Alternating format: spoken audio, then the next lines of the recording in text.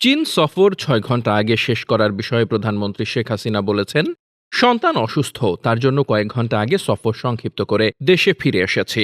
বিকেলে আসার কথা, সকালে এসেছি। এই ৬ ঘন্টা আগে আসায় এত তোলপাড় হয়ে যাবে আগে বুঝতে পারিনি।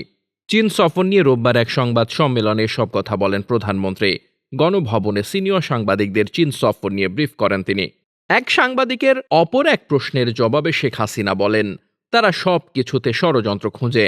আমি এর আগেও তো একাধিকবার সফর সংক্ষেপ করে দেশে ফিরেছি, তখনও তারা সমালোচনা করেছিল, এবারও করছে। তাই সমালোচকদের জন্য আমার করুণা হয়।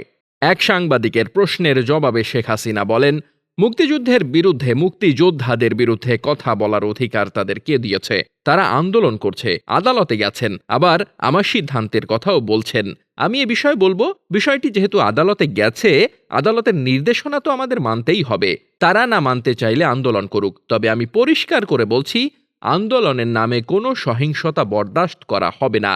কেউ উস্কানি দিচ্ছে কিনা সেটিও দেখা হচ্ছে।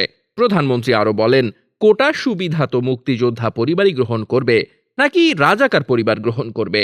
তিনি বলেন, তারা বলে মুক্তিযোদ্ধা পরিবারের সদস্যরা অযোগ্য বলে কোটার সুবিধা নিয়ে চাকরি পায়। আমি বলবো, মুক্তিযোদ্ধারা কিন্তু সব সময় বিজয়ী।